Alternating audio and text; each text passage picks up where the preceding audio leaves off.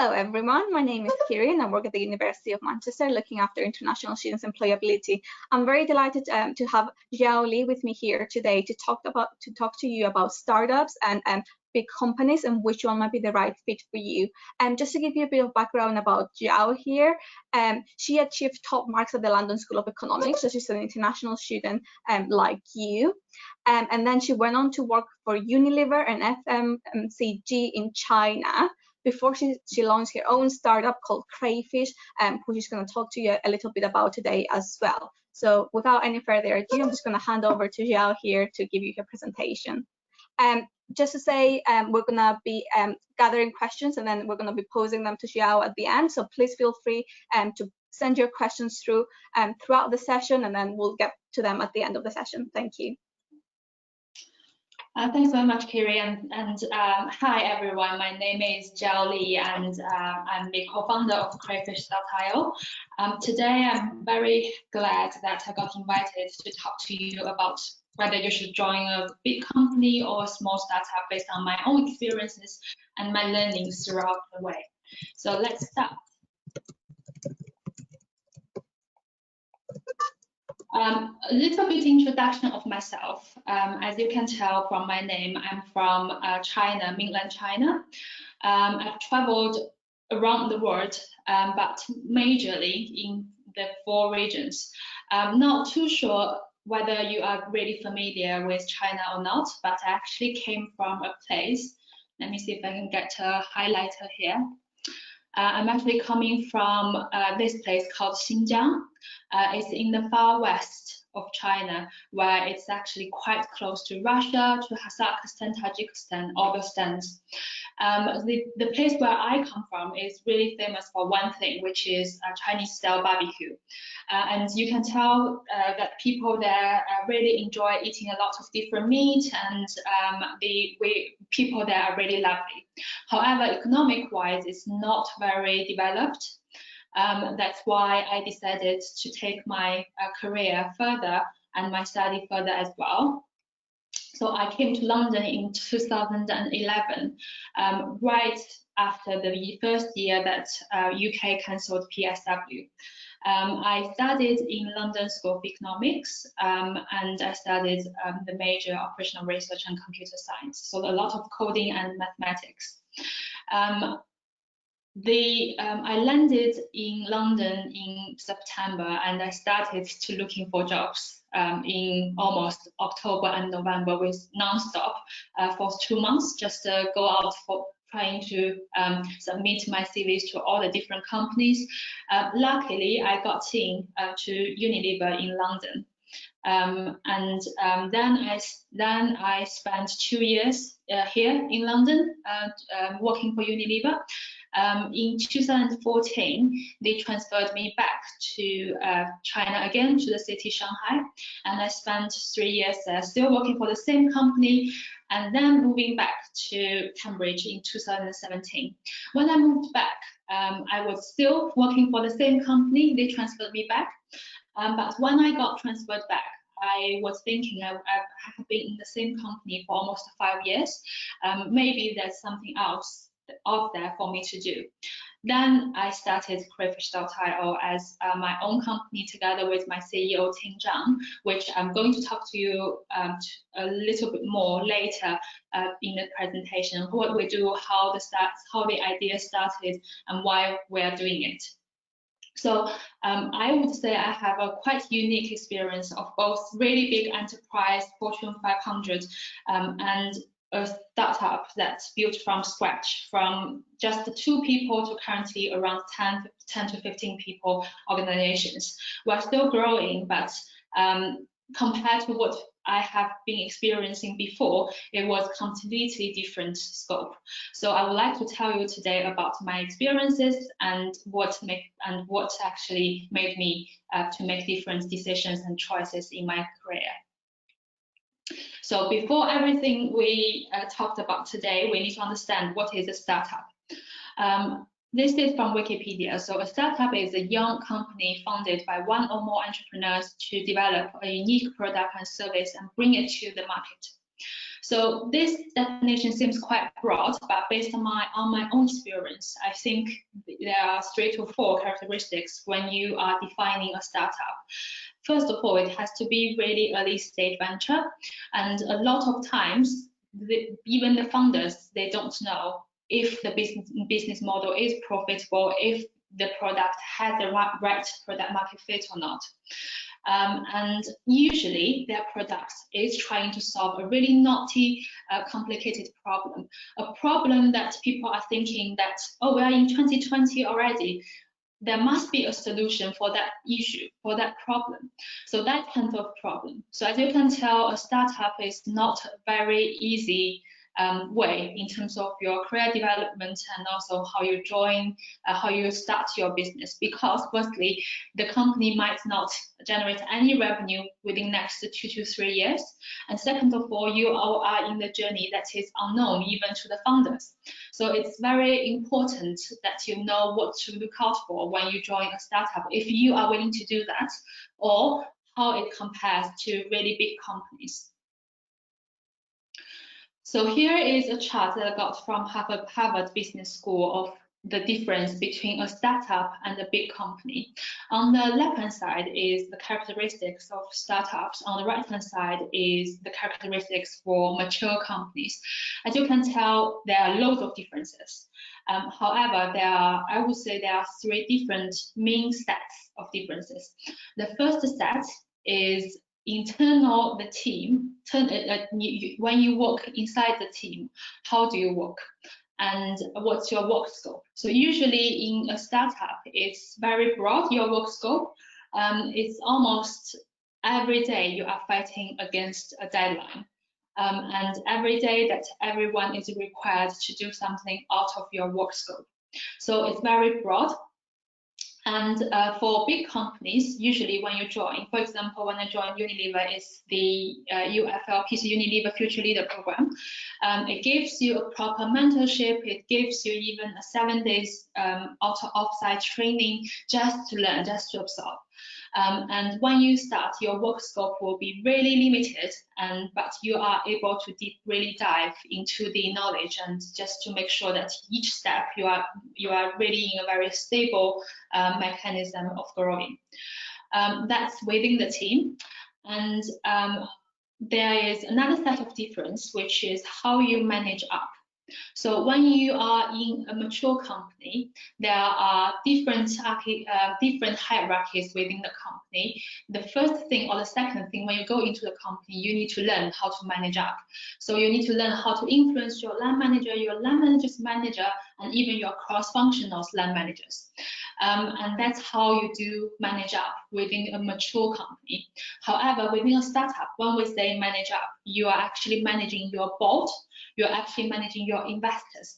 They are half internal and half external. So they are internal because they put their money into your company, or they put their confidence, they put their faith inside the company. But at the same time, they have their full-time job, or they are they are investors of multiple companies, so they won't have their 100% of focus on you. So it's even more difficult. And when you try to manage up being startups, but it's even more vital than being a big company, how you manage up.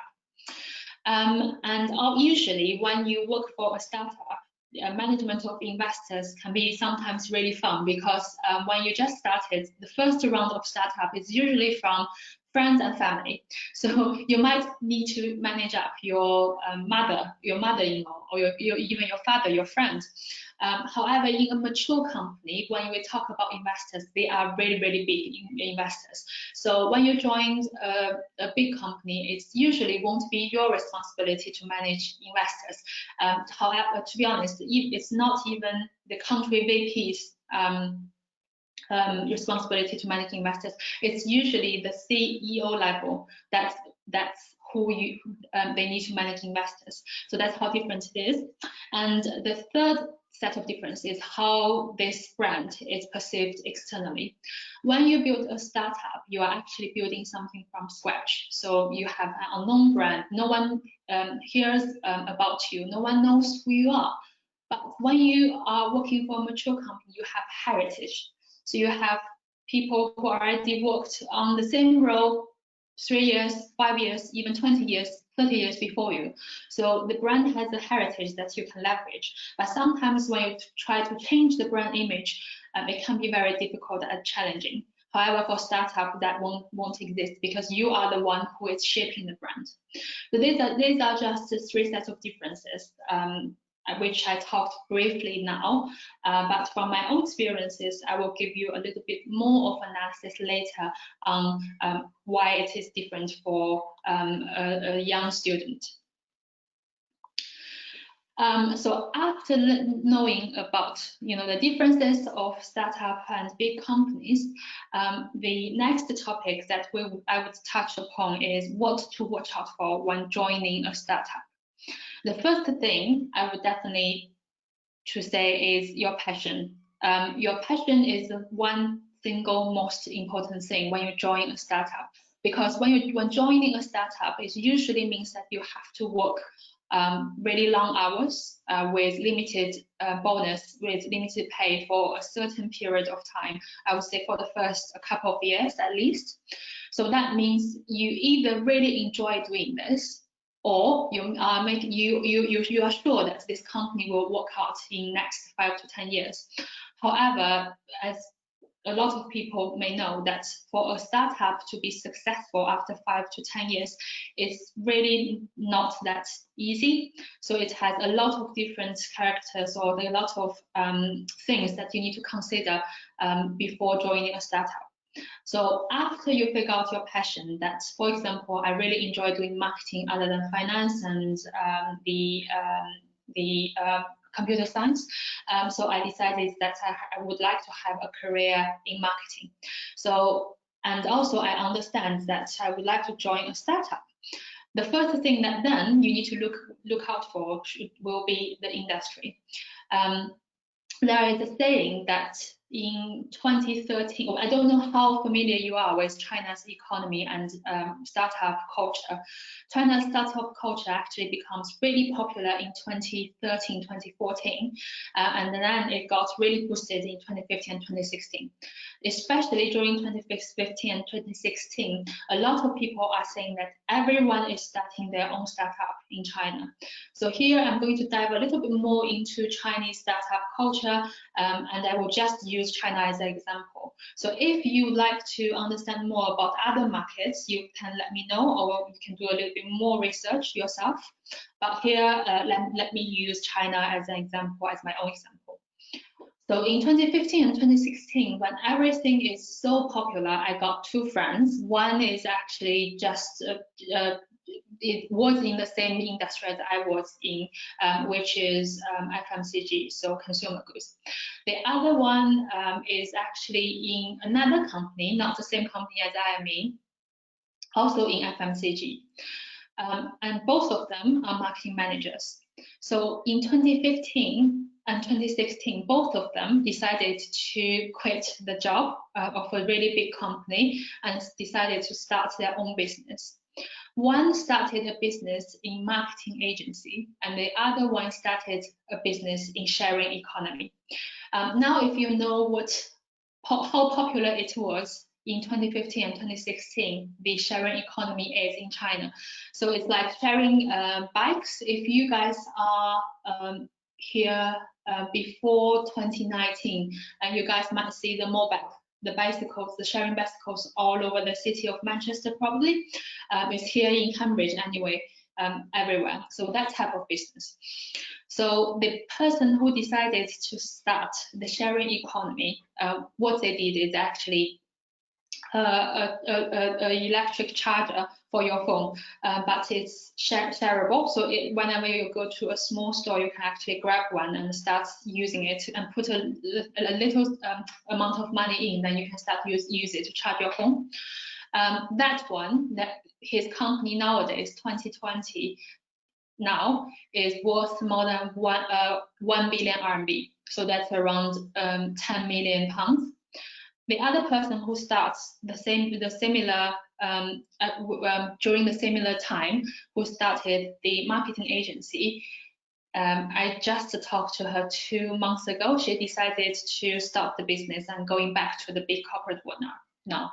Both of them are really capable. Both of them know how to run properly a business. However, I think the key difference between their success and failure, I wouldn't say failure, I would say not scalable business, is because the choice of the industry. So you have to be aware when you join a startup, are they actually running in a very promising industry? Are they running in, like what we say, a white market, or are they actually already in a market that so many competitors seeing that it's very difficult for a startup to show up, to actually strike out. So here, using China as an example, before COVID-19, I actually have a chart here. This is top high growth industries before COVID-19. So as you can see here, these 12 industries, including new energy, AI, cloud service, health, fintech, blockchain, online education, tourism, social media, clean tech, auto logistics, are the key areas of focus of China in moving towards 2025, because China has a plan calling 2025 Manufacturing China Plan. All these 12 industries are of the key focus. But after the COVID-19, as you may tell from this chart, tourism won't recover maybe until the end of the year or even early next year. And some of this, for example, O2O, meaning offline to online, might experience acceleration during the process because people are quarantined at home and they actually need to get everything from online. Now, moving back to this chart is a chart that's showing that after COVID-19, after coronavirus, what is more important industry-wise in China. Here, although I use China as an example, I would say it will be similar for a lot of countries because everyone is experiencing similar sentiments and similar phenomena. So before the pandemic, many organizations had already instituted some remote working policies or virtualized their IT infrastructure. However, the global situation has driven an almost total shift to a remote workforce to protect employees and establish their business continuity. China is transforming into a digital economy at a speed unmatched by any other countries. Of course, China was the first one to experience coronavirus and its wide-reaching impacts. However, it has served as a learning example for the rest of the world to see what is possible. So enabling technologies such as 5G, mobile pay, and AI are supported by the Chinese government with the help of key tech giants like Huawei and Alibaba and Tencent. From automated temperature checks in airports to personal tracking software, big data technology is experiencing the rapid recovery. And digital health, digital consultations, and the production of remote patient monitoring technology has increased as well.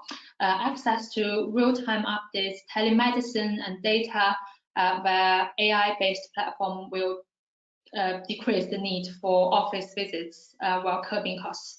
And also online education is a very hot topic, live streaming, interactive software and AI-based tutoring, just some examples of the education development. And also with the rise of 5G, we have seen more learners and solution providers using anywhere, anything concept of digital education in a variety of formats. For example, from February, students in Hong Kong were able to learn by apps, while in China, around 120 million students access the teaching materials through live television broadcast. So this is just to show you that these are the increasing industries recently. So when you are looking into industries for startups, just looking into these industries, I'm not saying that industries apart from this, apart from the one that are experiencing growth, won't be the next unicorn. It's just when you just started, when you try to learn new things, it will be easier for you actually to go into an industry that has more investments, has more technology, and has more potential of growth.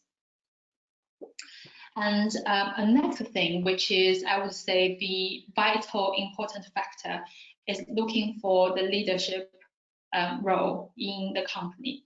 Who is actually leading this startup? Because when you join a startup, it's usually fewer than 80 people. So it's very highly likely that you are going to work with the CEO, with the founder directly. So it's very important. And also, the founder and CEO of a startup actually can define the culture and how the company grows within at least the next 5 years.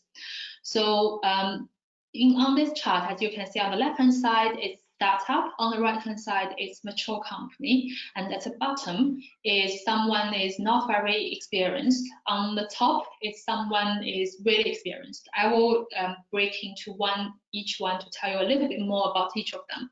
So firstly, startup funded by serial entrepreneur. This is almost the best case scenario if you want to start in a startup, because these people have seen this movie before. They likely had no issue raising money, and they were selective on who their investors were. They will know how to get the company moving, and also they may also know how to actually do this from scratch. However, there are some things that you need to watch out for. Some of them tend to overcorrect in areas where they failed before. So, for example, sometimes they will delay decisions, they can be very cautious about things. So, if you are interviewing with a serial entrepreneur, it will be good to ask what lessons they learned from their last startup, and how they are going to actually bring in those lessons into their new ones. Another type of the experienced entrepreneur is industry veterans doing their first startup. This is also very good because they have a lot of experiences and they have connections within industries, and they know how to hire, how to lead teams. Sometimes the lack of the concept of minimum viable product, and sometimes they are afraid to get their hands dirty, because when they are in big companies, usually they have teams, they have assistants to help you with them. And when you look at startup, if you are actually joining a startup with limited leadership experience, sometimes it can be really fun, because you are actually experiencing this together with them. You are growing this with your leader. It can be very exciting to not only work from the ground up, but also work alongside these founders as they grow, as I just mentioned. However, it can be frustrating if you find yourself figuring out all the things on your own, because they can't mentor you, they don't know what to do it, and they don't have enough experiences. For mature company, but with inexperienced leaders, they make this far, it's either they are really, really smart or they are really lucky. Sometimes it can be both. So for example, Facebook, Mark is really young, was really young when Facebook success, but he actually surrounded himself with strong, experienced leaders, investors, and board members. You can learn a lot from joining this type of company. However, this type of company is really rare. It's not very easy to find this type of companies. Now, mature companies with experienced leadership is big companies with big leader. These organizations have all the standard things that you'd expect. However, as I mentioned, you have to learn how to manage up. So there are politics going on in this company, and sometimes you will feel frustrated when you try to do something and the company can't move as quick as you want. So these are the things that you need to watch out for when you look at leadership role in this company, and you need to benchmark yourself against the standards and think like, can I work together with this type of leader? And the last thing you need to watch out for when joining a startup is this company long-term viable?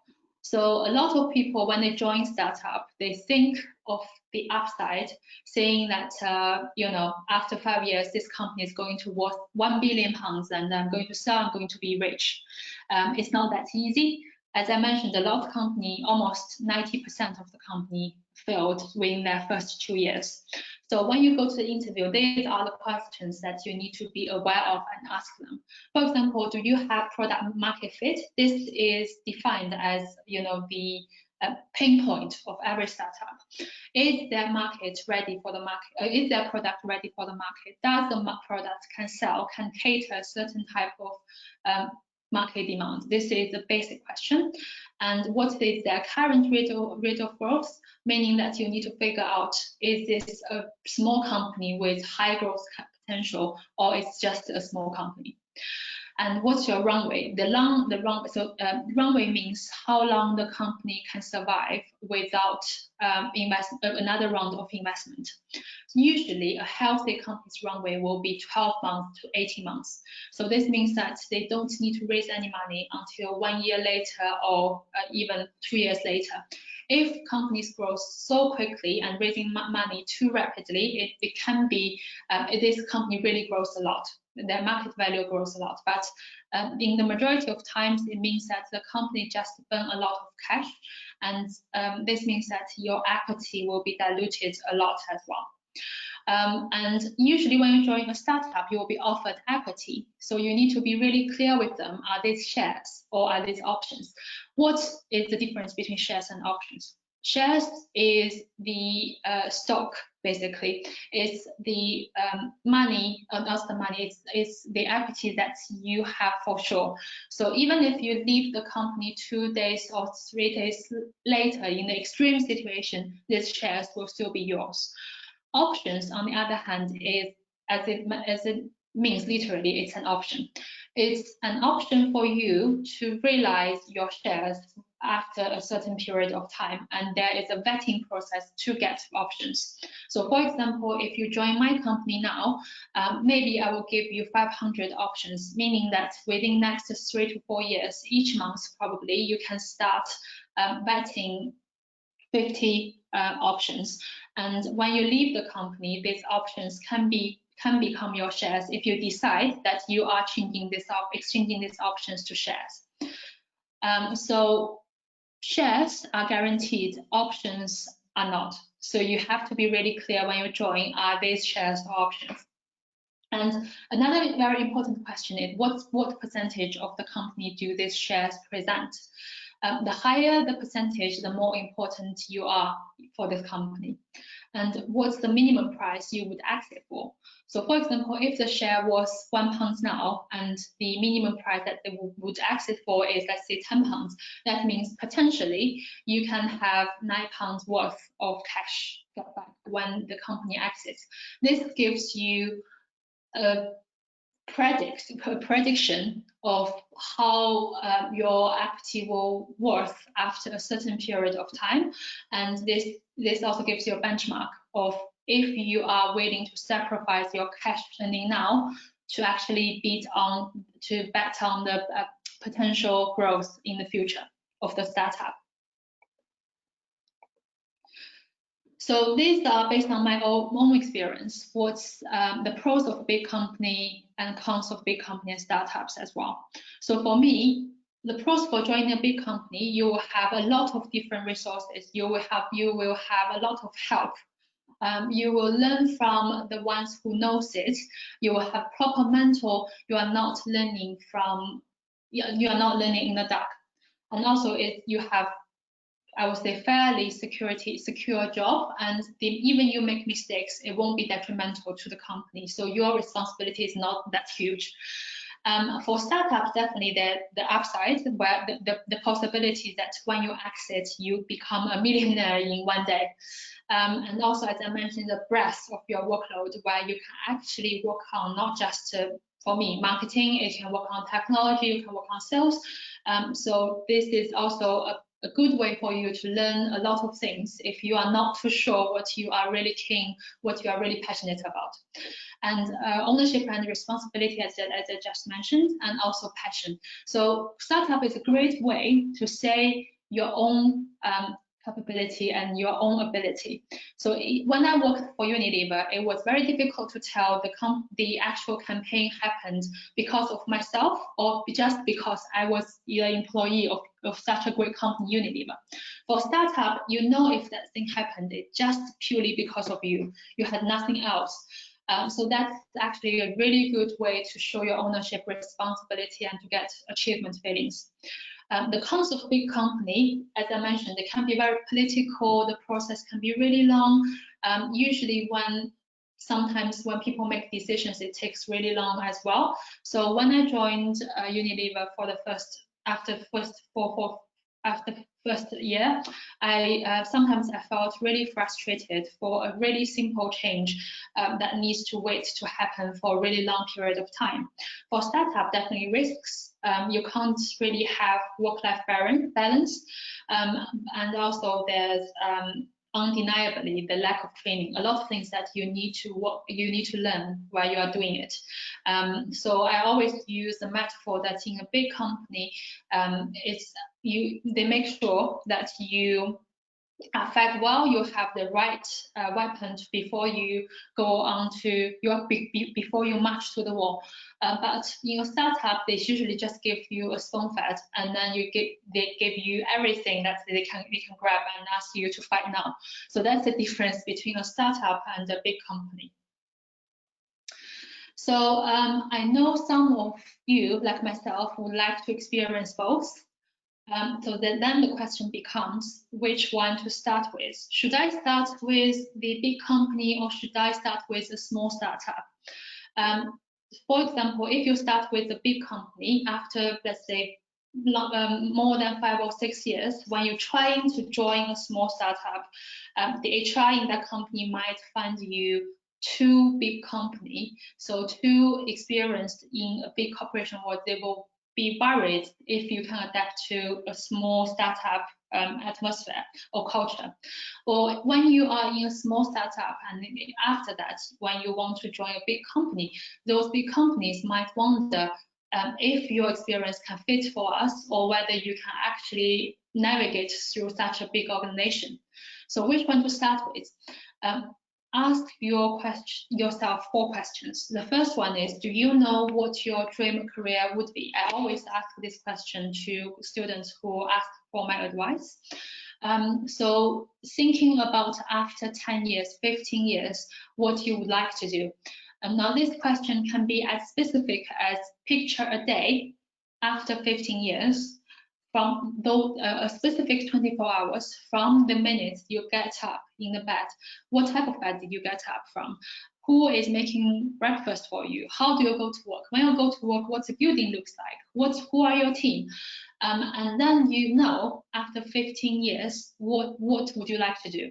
So when I ask myself this question when I started my career, I always know that after 15 years, I would like to start my own business. So I would be in the building that might not be big, but have a proper team of 20, 30 people or even 100 people, and I'm running my own brand. So after you ask this question, then you know long-term wise, where are you aiming at? Then the next question you need to ask yourself is, how do you learn and how do you work? How do you learn is very important when you start your career, because the first half a year, I would say the majority of your time is learning and at the same time contributing where you can. So if you are a very progressed learner, so that means that you have to have step-by-step learning, you need someone to hold your hand, you need a proper tutor or mentor, then I would suggest that you start with a big company. In there, you can have a proper training, you know everything step by step, you feel more secured. However, you are someone who really enjoys chaotic learning environment, who learns at the same time you would like to contribute. You feel the eagerness, you feel that you have to contribute, and you feel that the more you do, the better you learn, and you got rewarding from applying what you learn to what you are doing. Then I would suggest that probably startup is the right fit for you. And how do you work? Do you work on your own, or do you need a team to work with? So if you are happy to work on your own and you don't need to leverage a lot of help from others, probably you can do well in a startup. But if you are a team worker, that means that you have to be putting a team, talking to different people, getting support from where you can, then probably you should start with a big company. And third, what kind of influence do you want when you start your career? So for example, my marketing associate, he joined 1 year ago, and now he is the one who is making decisions for a lot of our big marketing campaigns. But when you are in a big company, it's not possible. It's not even your manager's role to do that. It's your director who is actually able, sometimes even VP, they have the decision power to decide a whole campaign. So what kind of influence do you want? And the last one is what environment will really help you succeed. When you do your schoolwork, when you are working in small groups, you will know how well that you thrive in different situations. If you can survive, as I mentioned, in a very chaotic environment, you are really prone risks. Every time you see a risk, when every time you see a barrier, you got really excited, you got goosebumps, you think that the more pressure that you take on, the better you will perform, then startup is right for you. But if you're not that kind, I would say probably you can start with big companies. So as I mentioned, the key difference between these two as a summary is the pace, the size, the approach, and the mindset. So you need to bear in mind, how do you grow your skill set? Do you have enough opportunities to experiment, and do you want the autonomy or not? So this is the differences and which one to start with. Now this is a fun one, just to talk a little bit more about my own experiences. So when I am in Unilever, these are the brands that I have worked on. As you can see here, each photo you have loads of people in it, and you got really glorious moments when here work with actresses, work with celebrities, and you got wines, you got champagnes when you achieve your target. That's when you work in big companies. However, as I mentioned, behind this is really painful decision process. And because of all the help that I got, I'm not sure if it's my ability to do it made it happen, or it's a company's power. Well, at the same time, when I work in Crayfish, is actually very interesting as well. You can go to different events, you can act as key speakers to represent your companies, and I even got an interview from BBC myself. However, behind this, it's can-do attitude. It's everything that you need to do on your own. All the marketing materials, all the webinars, you have to do. Look at here, I'm actually doing a vlog myself, and this actually is my colleague helping us to pack all the gifts that we give to our providers and our clients. And this is me heading to Manchester, joining an event with a banner and a very and not so big suitcase, and with my lunch as well. The good thing about working in startups, it can be very fun as well. Then you can bring your dog, your pet to your office, because it's your company, you make the decisions, and it's usually very flexible regarding working hours and what you can do in the office. So a little bit more about Crayfish ourselves. So when we start Crayfish, we saw there's a need for actual help. So not just consulting services, but the actual help, the executional level help that's needed when trading with China.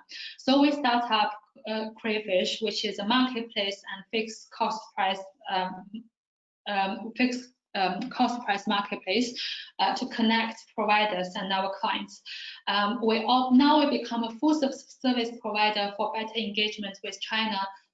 We offer expertise, connections, and capital services to our clients. And a lot of our providers are freelancers. They can speak Chinese, they can speak English, they can do a lot of works that can't be done remotely here in the UK.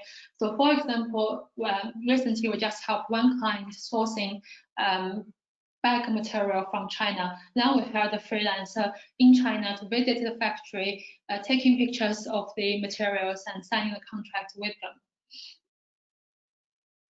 And the platform works really easily as well. You can actually sign up as a freelancer, and whenever there's a new project coming up suiting your expertise, you can definitely join. Now, another thing that we are currently running is called iStartup series, which is actually related to the topic that I'm talking today. A lot of our providers, a lot of our freelancers asking us how to start your own business if you want. So we actually introduced this series of courses to our freelancers and providers, and also to the general audiences. It's a series of practical online sessions which are designed to help you run your business successfully. It includes networking opportunities, peer learning, and one-to-one coaching opportunities as well. The next event, which is a free session, if you are interested in learning more about startup and how do you actually run your business, you are more than welcome to join. We have invited a lot of actually 5 really experienced experts, including business angels, the startup founders themselves, to actually join us to answer all the questions that you want to know about your own businesses. You can scan this QR code here, or you can just visit our website, find this event, and register. I think that's all from me for today. Thank you so much, Jiao. We've had some excellent questions coming through throughout the presentation, but just to remind the students that we do have some time now to take more questions, so make sure you submit them as well now. Let me just go through a few of the questions we've had so far. We've had some questions, but also some commentary from students trying to decide which might be the right option for them. So I know there's a student here saying that he likes routines more and a structure in the way that he's working. So he thinks that a big company might be the right fit for him, which is great. I think this presentation has really helped some of the students make the decision. So one of the questions I've got here is whether do you see a trend in people switching between big companies and startups at the moment? What specifically does this question refer to? Is it from the person who is willing to switch themselves, or is it from the general market trend? I think is the people themselves, whether they consciously make that decision to either go into a startup or into a big company, and then a few years later they switch. And do you think that's the right approach, or do you think it's better for someone in the long run to have experience of both, or whether they should just stick to one? Yeah, I think this goes back to the question of what do you really want for your long-term career-wise. So, for example, before I decided to start my own company, I had a really long conversation with my category EVP. So that's almost the second most important person of Unilever. When I talked to her, she said to me, in her mind, she's always clear that she's going to work in big corporate world, so she doesn't even try to go to small startup to see. Or if you are more like me, the final kick for myself to decide to switch the career is when I realized, I don't know how many of you have worked in China before, but when you worked in China, it's almost a 9 to 9 job, so almost a 9 to 10 job. So you start at 9 o'clock in the morning, and then you finish your work around 9 o'clock in the evening, or even 10 p.m. in the evening. Then you go home. So when I moved back from China to the UK, then I started to switch back to the European working times, which is 9 to 5, sometimes even 9 to 4:30. After a year, then I realized that I felt so bored. So then I started to think about my first question: what would I like to be in 10 years' time? Then I realized probably working for a big company, or even if after 10 years I have reached VP level, I wouldn't feel as happy as I'm working for my own. I'm working for a small startup that can grow from nothing to let's say at least 100 million worth. I won't be able to compete with such big companies. However, the achievement feeling that I got might be better. So it's really important on how you actually feel happy, to be honest, in your day-to-day work. Because if you think about it, the most important hours in your life from the moment from 9 o'clock to 5:30, you are actually going to spend at your work. So the question then in the end becomes, how do you feel happy? If you are in a big company and then realize, like myself, that you would like to join a startup, a lot of startups will take you. So when I actually try to decide if I actually start my own company or actually join a startup instead, I actually tried to put myself out there to a lot of startup jobs. A lot of startup companies actually offered interviews to myself. So a lot of startups do value your experiences working in big companies. The important thing is you have to have transferable skills. So that means no matter what, if you are in a small startup or in a big company, it doesn't matter. As long as you have the right skills, they will have you. Okay, perfect. And we've got a question here about you specifically. Did you always want to start your own business? And if so, was there anything that you did specifically during your time at university or during the time that you're working for those big organizations to sort of like help you in the long run? I think generally you can give some advice to our students who might be considering starting their own startups as well. Yes. So I think the suggestions that I would give you is, so for myself, I didn't realize that I would like to start up my own business until I would say 2015, and that was 1 year after I was actually in China. So then what I did was to actively looking for internal roles within Unilever that's more like a startup job. So what I did then was actually to join an e-commerce team that when I started it was just 2 people. Then when I left the team, it was already 10. And then when I got back to the UK, I actually started to run a small brand called the Mustard. It actually somehow Unilever runs it like a startup. So actually those experiences helped me a lot. So they actually offered me a safety net when I tried out to run my own startup. Then I got to get the opportunity to run it myself. But trust me, it's not the same. So even if I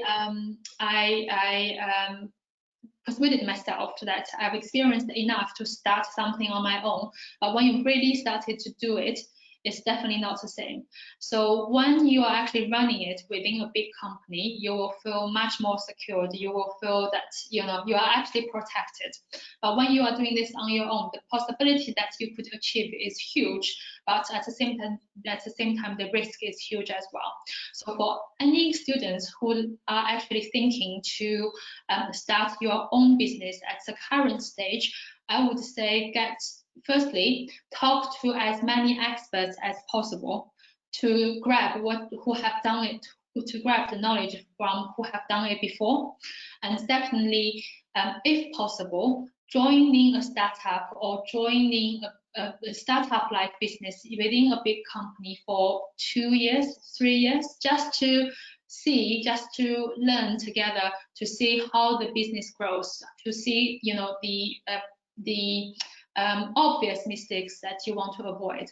But if you have an excellent idea and you are sure that it's going to somehow make it, then there's nothing to stop you to start from now. But at the same time, I would definitely urge you to talk to as many people as possible to get their advice. Yeah, I think it's important to draw that distinction that even within large organizations, you can still find new divisions who are still trying out the waters, and you can become invaluable and learn something new, and have more of a responsibility rather than a specific like niche expertise within them as well. And then when it comes to going down the startup route, again, you've got 2 different options. You can either launch your own startup, or which again comes with a lot of responsibility, a lot of buy-in from yourself, or you can join an existing one. And if the startup has been running for a while, there still might be some sort of like structure and less of a risk involved with that as well, because it might just be in the process of being scaled up to a small to medium-sized enterprise. So some of the students have been asking here about what was the biggest challenge for you when you started your startup, and whether that's still the same challenge that you face, or whether a few years later, those challenges have changed and you're being exposed to different problems now.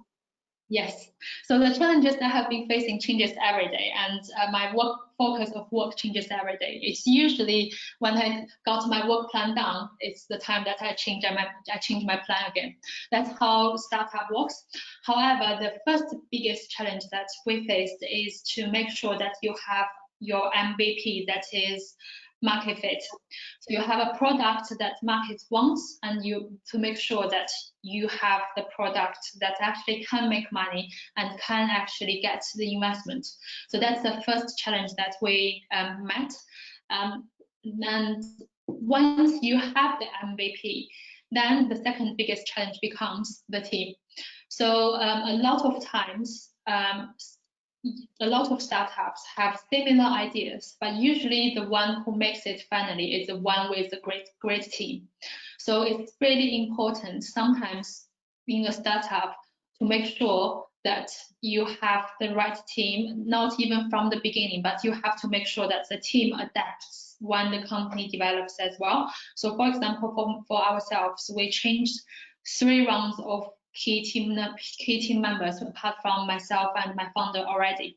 So that means you have to be brave enough to fire the ones that you don't think they fit you, and to be brave enough to have someone who doesn't seem to be the right one, but you have to trust them enough to give them the biggest responsibility. That's how different it is. And a lot of times when you run a small startup, when you hire somebody, it's usually not when you have a job description, they come and meet the role like what you do in big or corporate. It's usually when you have the person who is really capable of something, then you carve the role out for them specifically. I think that's a good thing about a startup as well. We can really design the role, we can really design the position for you, as long as we make sure that you can deliver as well. So that's the second biggest challenge. And the third biggest challenge within my startup experience is you never know what's going to happen tomorrow. So everything is unknown. I guess that's the common challenge that's faced by every startup. And sometimes a startup can be really vulnerable. So for example, before coronavirus happened, we have several big deals lining up, waiting for us to sign, and we are estimating at least 100K in our pipeline.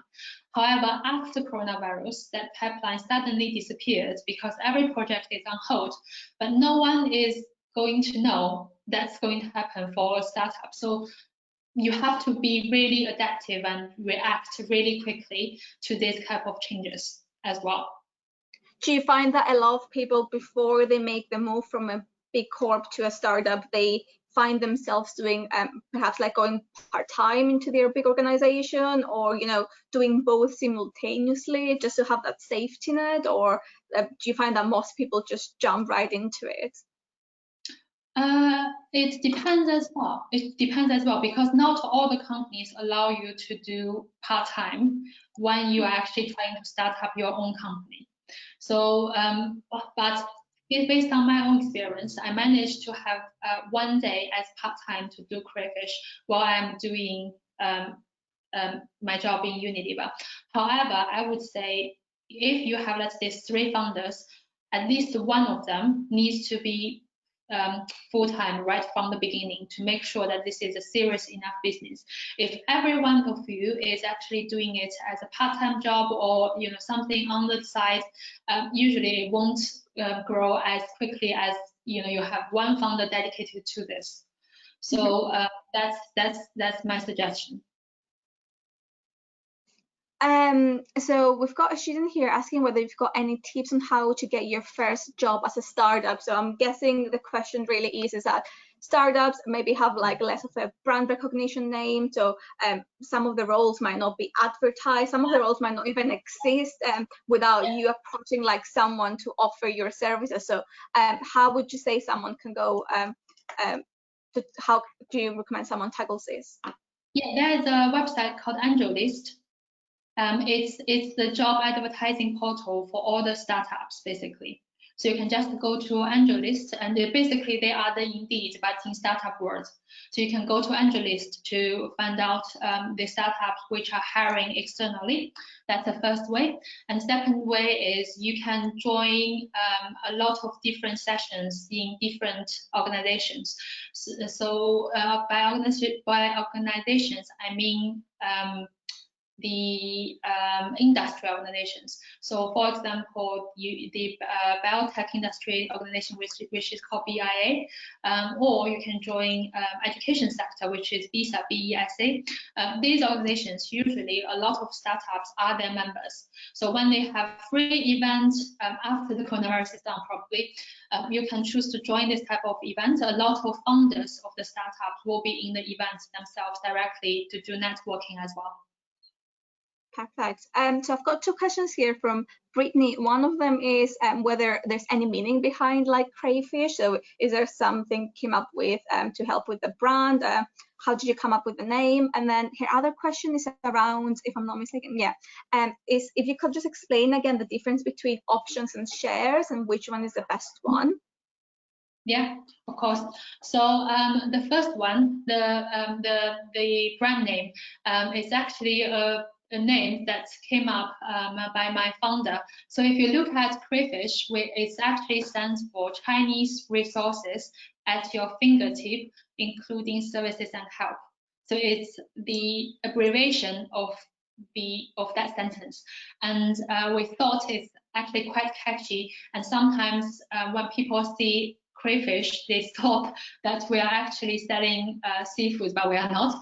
I think Crayfish actually also stands for the providers that we have, meaning that they are actually very edgy and they are really active. And when you put them together, they can be really powerful. And so that's why we decided to actually settle on the name of Crayfish. I don't know if that answers your question. And the second question is the difference between option and shares. So as I mentioned, shares are the guaranteed equity that you will have no matter what happens to you.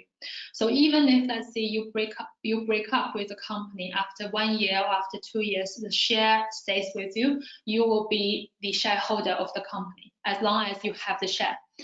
Options, on the other hand, are the ways almost the majority of startups managing their employees. So option is the possibility that you can buy the share at a certain price in the future down the line. So for example, if you are offered 100 options, it doesn't mean that you are the shareholder of the company now. It means, depending on your vesting period, it means potentially in 3 to 5 years, you can become a shareholder of this company if you decide to buy the share at the agreed price that you agreed upon your option contract. Is that clear?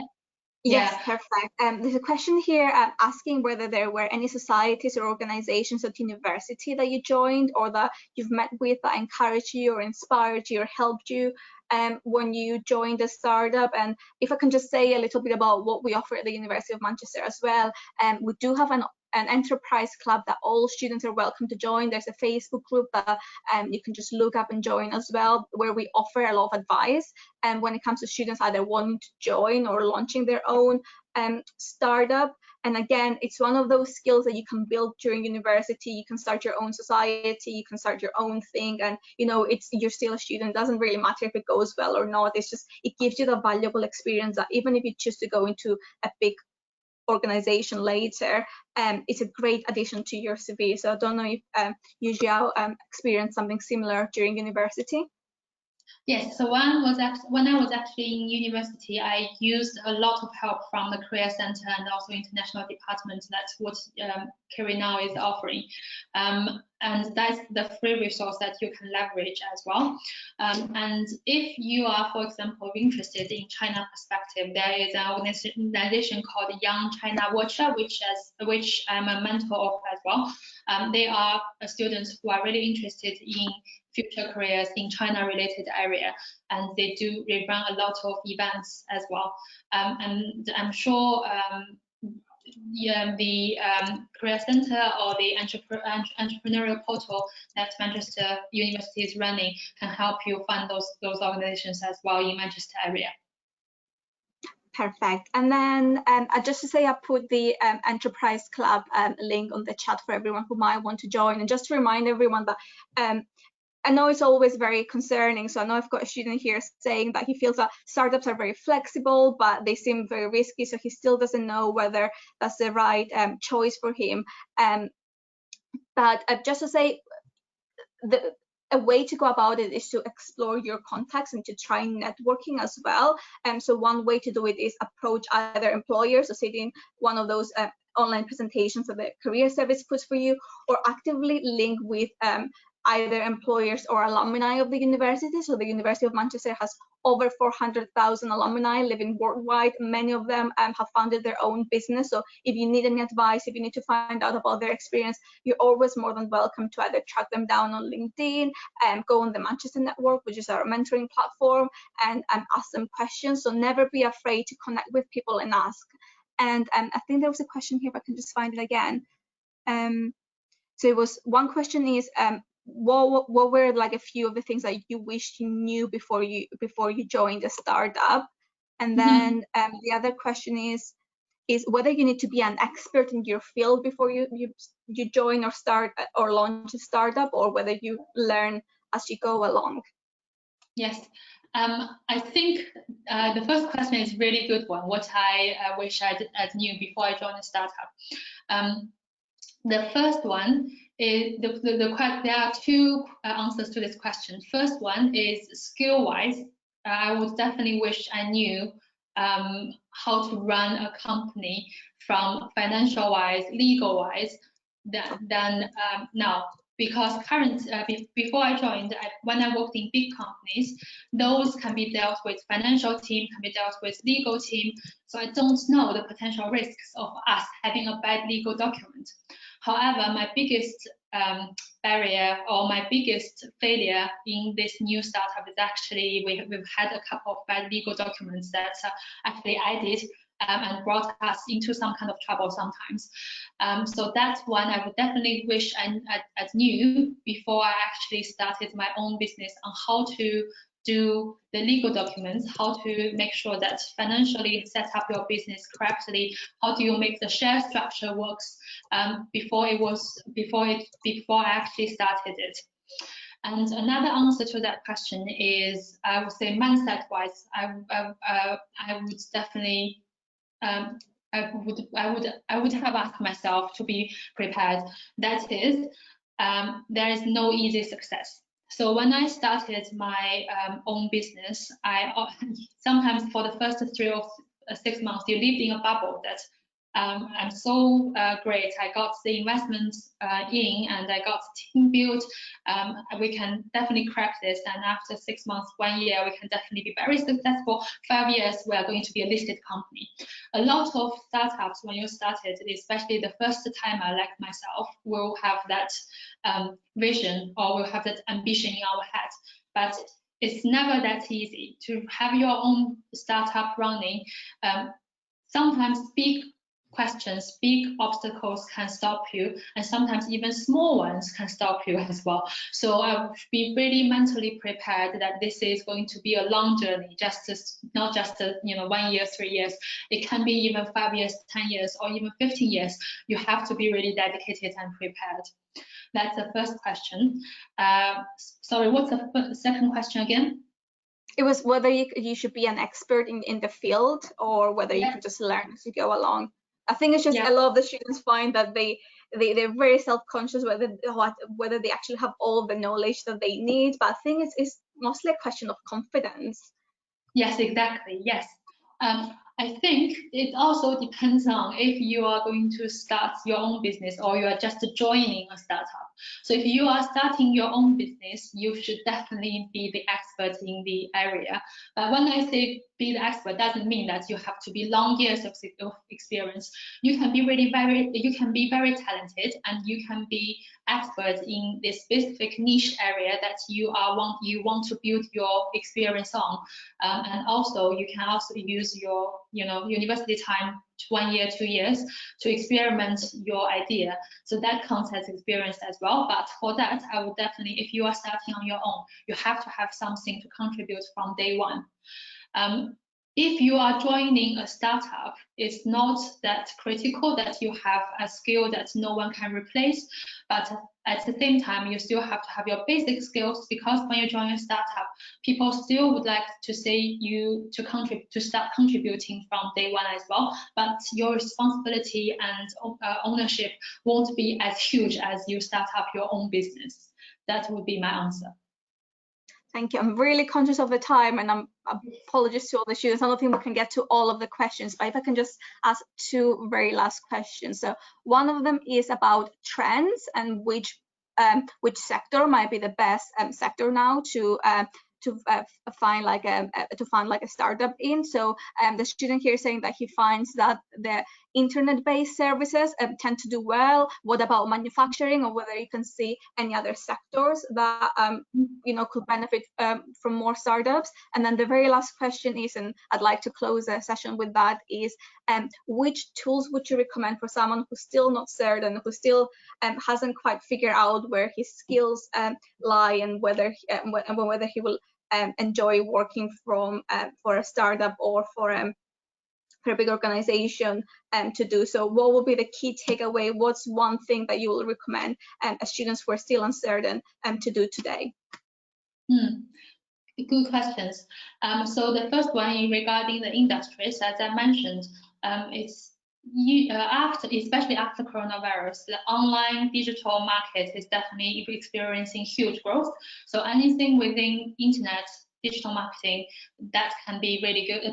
The digital world, AI, blockchain, that can do really well.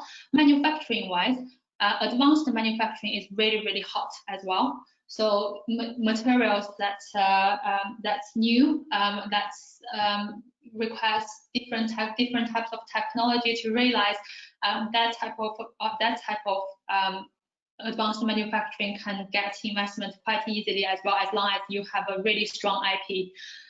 So I would say do more research.